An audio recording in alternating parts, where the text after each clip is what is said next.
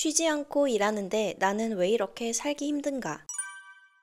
안녕하세요. 경제책 읽어주는 눈덩이 부인입니다. 오늘은 경제 공부를 시작하는 분들이라면 꼭 읽어야 하는 책 EBS 다큐프라임 자본주의의 일부를 읽어드리려고 합니다. 이 책은 자본주의를 쉽게 풀어낸 방송 EBS 다큐프라임 자본주의 시리즈를 책으로 엮은 것입니다. 이 책에서는 돈에 관한 진실과 자본주의의 비밀을 설명해주고 있습니다. 이 책을 통해 우리가 어떻게 자본주의 속에서 지혜롭게 살아갈 수 있을지 통찰을 얻을 수 있을 것입니다. 오늘날 자본주의 사회는 빚 권하는 사회입니다. 빚이 없으면 새로운 돈이 더 이상 창조되지 않고 돈이 창조되지 않으면 자본주의도 망가지기 때문입니다. 물가는 오르기만 할까요? 네, 자본주의에서 절대로 물가가 내려갈 수 없습니다. 짜장면을 예를 들어 보겠습니다. 30대인 제가 어렸을 때 짜장면은 1,000원에서 2,000원이었는데 요즘은 보통 6,000원 이상이죠. 지금까지 짜장면의 가격은 내려간 적이 없습니다. 간혹 신문에서 소비자 물가 안정, 소비자 물가 하락이라는 제목을 보기도 합니다. 하지만 이런 현상은 돈의 흐름이 막혔을 때 생기는 일시적인 것에 불과합니다. 이렇게 돈의 흐름이 막히고 소비가 둔화되면 다른 면에서 부작용이 발생합니다. 소비가 활성화되지 않으면 기업은 더 많은 제품을 생산할 필요가 없어집니다. 그에 따라 고용시장이 불안정해지고 근로자들은 일자리를 잃을 수 있습니다. 자본주의에서는 왜 물가가 끊임없이 상승할까요? 우리는 학교에서 수요와 공급의 법칙을 배웠습니다. 수요가 많고 공급이 적으면 가격은 비싸지고 수요가 적고 공급이 많으면 가격은 싸진다고 배웠습니다. 그렇다면 짜장면은 수요가 많고 공급이 적어서 비싸진 걸까요? 수요와 공급의 법칙으로는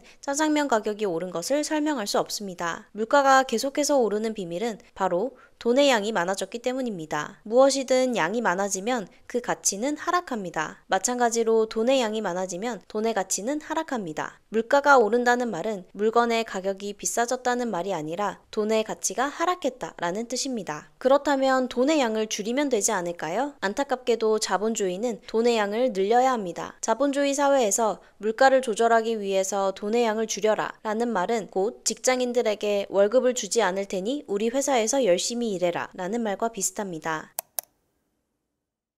돈에 대해 말할 때 우리는 만원짜리 지폐와 같은 돈을 머릿속에 떠올립니다. 물론 지폐나 동전도 돈의 일부이지만 사실 대부분의 돈은 눈에 보이지 않습니다. 그러면 돈은 어떻게 만들어지는 걸까요? 이를 알기 위해서는 예금과 대출을 알아봐야 합니다. 만약 눈덩이 남편이 은행에 100원을 예금한다고 해봅시다. 은행은 들어온 돈을 그대로 두지 않고 대출을 해줍니다. 100원 중 10원만 남기고 A라는 사람에게 대출을 해줍니다. 이렇게 되면 눈덩이 남편의 통장에는 100원이 찍혀 있고 A도 90원을 쓸 수 있으니 눈덩이 남편과 A가 쓸 수 있는 돈은 총 190원이 됩니다. 결과적으로 100원이라는 예금이 대출을 통해 90원이라는 새로운 돈을 만들어낸 것입니다. 이렇게 생긴 90원을 신용통화라고 합니다. 그리고 예금한 고객이 다시 돈을 찾아갈 것을 대비해 은행이 쌓아둬야 하는 돈의 비율을 지급준비율이라고 합니다. 만약 누군가가 100억을 예금했고 지급준비율은 10%라고 한다면 은행은 100억의 10%인 10억만 두고 90억은 B은행에 대출해 줄 수 있습니다. B은행은 다시 90억의 10%인 9억을 놔두고 81억을 C은행에게 대출해 줄 수 있습니다. C은행은 다시 여기서 10%만 놔두고 D은행에게, D은행은 다시 E은행에게 계속해서 대출할 수 있습니다. 그러면 엄청난 돈이 새롭게 창조되겠죠. 이렇게 돈을 만들어내고 의도적으로 늘리는 과정을 신용창조, 신용팽창이라고 합니다. 우리나라의 통화량 증가 그래프와 물가상승 그래프를 보면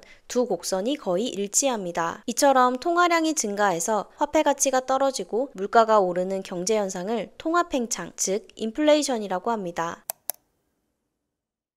만약 예금을 맡긴 모든 사람들이 같은 날 예금한 돈을 전부 인출하기로 한다면 어떻게 될까요? 은행은 결국 파산하게 될 것입니다. 이것을 뱅크런이라고 합니다. 하지만 심각한 금융위기가 아니고선 이런 일은 거의 일어나지 않습니다. 화폐가 없던 시절은 금 자체가 돈이었습니다. 하지만 금은 가지고 다니기 불편했습니다. 그래서 사람들은 금을 녹여서 만든 화폐, 즉 금화를 만들어 화폐로 사용하였습니다. 그러나 금화 역시 금이다 보니 집안에 보관하거나 휴대하기 불안한 점이 있었습니다. 결국 사람들은 자신의 금을 보관하기 위해 가장 안전한 금 세공업자의 금고를 빌렸습니다. 사람들이 금 세공업자에게 금을 맡기면 금 세공업자는 보관증을 써주었고 보관증을 가져오면 언제든지 다시 금을 내주겠다고 약속했습니다. 그때부터 사람들은 금을 교환하지 않고 금 보관증을 교환하기 시작했습니다. 일시적으로 금 보관증이 화폐의 역할을 했던 것입니다. 금 세공업자는 여러 사람이 자신에게 맡긴 금화를 한 번에 모두 찾으러 오지 않는다는 것을 깨달았습니다. 이때부터 금 세공업자는 다른 사람에게 금화를 빌려주고 이자를 받기 시작했습니다. 얼마 가지 않아 사람들은 금 세공업자가 자신들이 맡긴 금화로 대출을 해주고 이자를 받는다는 것을 알게 되었습니다. 이때 금 세공업자는 대출로 받은 이자의 일부를 나눠주겠다고 제안합니다. 결국 금 세공업자는 존재하지 않은 금화의 이자 수입까지 받아낼 수 있었고 엄청난 부를 축적한 은행업자로 변신해 있었습니다. 돈의 양을 조절하는 곳은 어디일까요? 바로 중앙은행입니다. 중앙은행은 두 가지 방법으로 돈의 양을 조절합니다. 첫째는 이자율입니다. 이자율을 낮추면 시중의 통화량이 증가하고 반대로 이자율을 높이면 통화량은 줄어듭니다. 둘째는 새로운 화폐를 찍어내는 것입니다. 이자율을 낮춰서 경기를 부양하는 것이 한계에 부딪혔을 때 중앙은행은 직접 화폐를 찍어내서 억체를 매입하는 방법으로 통화량을 늘립니다. 이를 양적 완화라고도 합니다.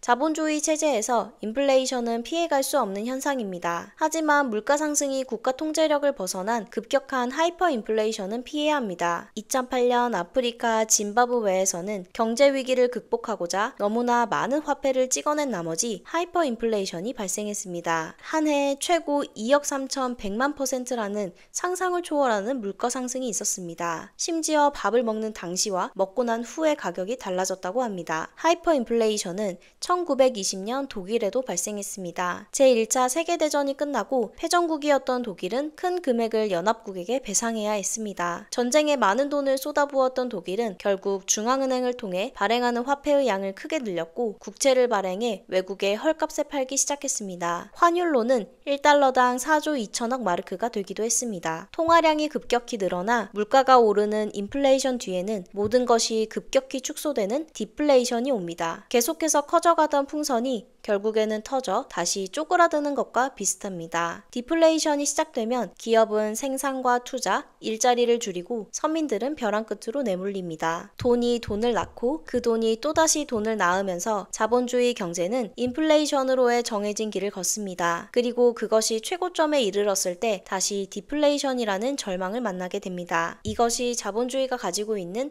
부인할 수 없는 숙명입니다. 여기에 외부와 전혀 소통을 하지 않는 단일한 통화체제를 가지고 있는 한 섬이 있다고 가정해봅시다. 중앙은행 A는 딱 10,000원만 발행했고 시민 B는 그 돈을 빌린 후 1년 후에 이자까지 합쳐서 1,500원의 돈을 갚아야 한다고 해봅시다. 시민 B는 시민 C에게 배를 구입한 뒤 그 배로 열심히 물고기를 잡아서 돈을 벌었습니다. 그럼 시민 B는 1년 뒤에 1,500원을 중앙은행에 갚을 수 있을까요? 정답은 갚을 수 없다입니다. 왜냐하면 섬에 있는 돈은 딱 10,000원뿐이기 때문입니다. 그러면 어떻게 해야 할까요? 중앙은행이 또다시 100원을 찍어내야 합니다. 그리고 그 돈을 다시 시민 D가 대출하면 됩니다. 이렇게 해서 섬에 있는 돈은 모두 1,500원이 되고 시민 B가 열심히 일을 해서 섬에 있는 돈 모두를 벌게 되면 그제서야 중앙은행에 1,500원을 갚을 수 있게 됩니다. 하지만 문제는 여기서 끝나지 않습니다. 시민 D도 중앙은행에 500원에 대한 이자를 지불해야 하기 때문입니다. 시민 D가 이자를 갚기 위해서는 중앙은행이 돈을 또 찍어내야 하고 또 누군가 빌려가야 합니다. 하지만 인플레이션의 시대가 지나고 돈이 부족해지면 결국 돈을 갚을 수 없는 시민 D는 파산하게 됩니다. 이는 곧 내가 이자를 갚으면 누군가의 대출금을 가져와야 한다 라는 뜻이기도 합니다. 그러므로 자본주의 사회에서 경쟁은 필연적일 수밖에 없습니다. 이자가 존재하는 한 우리는 다른 이의 돈을 뺏기 위해 끊임없이 경쟁해야 합니다. 화폐경제 역사 연구가 앤드류 가우스는 이것을 의자 앉기 놀이에 비유합니다. 노래하고 춤추는 동안에는 낙오자가 없습니다. 하지만 음악이 멈추면 언제나 탈락자가 생깁니다. 의자는 언제나 사람보다 모자라기 때문이죠.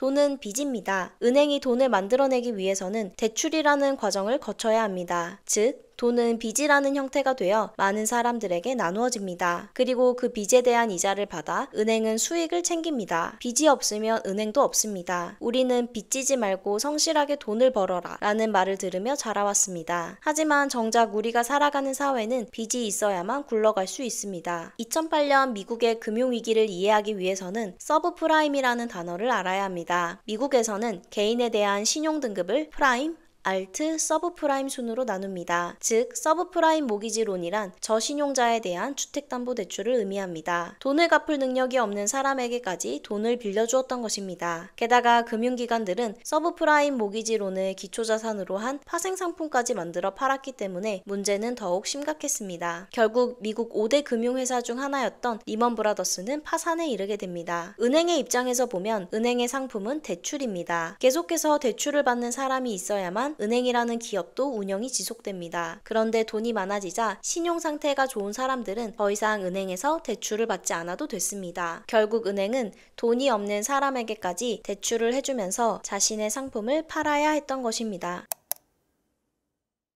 미국이 재채기를 하면 세계는 감기에 걸린다 라는 말이 있습니다. 2008년 미국의 서브프라임 모기지론 사태로 금융위기는 전 세계로 퍼져갔습니다. 미국은 전 세계와 무역하며 가장 큰 수입국이자 가장 큰 수출국입니다. 그리고 달러는 국제거래에 통용되는 결제수단인 기축통화입니다. 달러는 어떻게 세계의 기축통화가 되었을까요? 처음 달러가 기축통화로 결정된 것은 1944년이었습니다. 당시 미국을 중심으로 44개의 연합국의 대표는 브레튼 우즈 협정을 맺었습니다. 35달러를 내면 금 1온스를 주겠다는 약속을 하면서 세계 각국의 통화는 달러에 고정시킨 것이었습니다. 바로 이때가 미국의 달러가 전 세계의 기축통화가 된 시점입니다. 그러나 베트남 전쟁이 시작되고 달러 가치가 하락하면서 각국에서 우리가 가지고 있는 달러를 금으로 바꿔달라는 요구가 많아졌습니다. 그러자 미국이 보유하고 있던 금의 양이 크게 떨어지기 시작했습니다. 그러자 1971년 미국의 닉슨 대통령은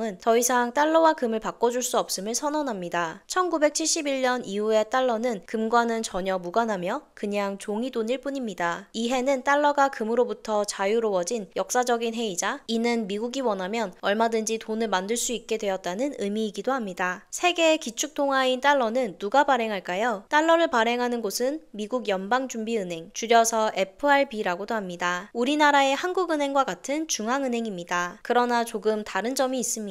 한국은행은 정부기관이지만 FRB는 민간은행입니다. 연방제도 이사회는 상원의 인준을 거쳐 대통령에 의해 임명되지만 사실은 민간은행의 연합입니다. 다른 사람들처럼 정부도 돈을 빌려야 합니다. 통화량을 조절할 수 있는 FRB는 수천 개의 금융회사들에 대해 독점적인 지위를 가지고 있고 지금도 그들에게 막강한 영향력을 행사하고 있습니다. 전 세계는 미국의 금융의 운명을 맡기고 있습니다. 그러니 돈의 큰 그림을 보려면 미국의 금융정책을 알아야 합니다. 큰 그림 안에서 돈의 흐름을 보지 못한다면 가난을 벗어날 수 없을 것입니다. 돈이 돌아가는 원리를 모르면 우리는 자본주의의 희생자가 될 수도 있습니다. 우리는 나무가 아닌 숲을 보는 안목을 가져야 합니다. 미국의 사회가 어떻게 돌아가는지, 그래서 우리나라의 금융정책은 어떻게 바뀔지 생각할 수 있어야 합니다. EBS 다큐 프라임 자본주의는 총 5부로 나누어 자본주의를 설명하고 있습니다. 제가 읽어드린 일부 외에 나머지 내용도 알고 싶으신 분은 EBS 다큐 프라임 자본주의 책을 읽거나 유튜브에서 자본주의 시리즈 영상을 보시길 추천드립니다. 그럼 지금까지 경제책 읽어주는 눈덩이 부인이었습니다. 감사합니다.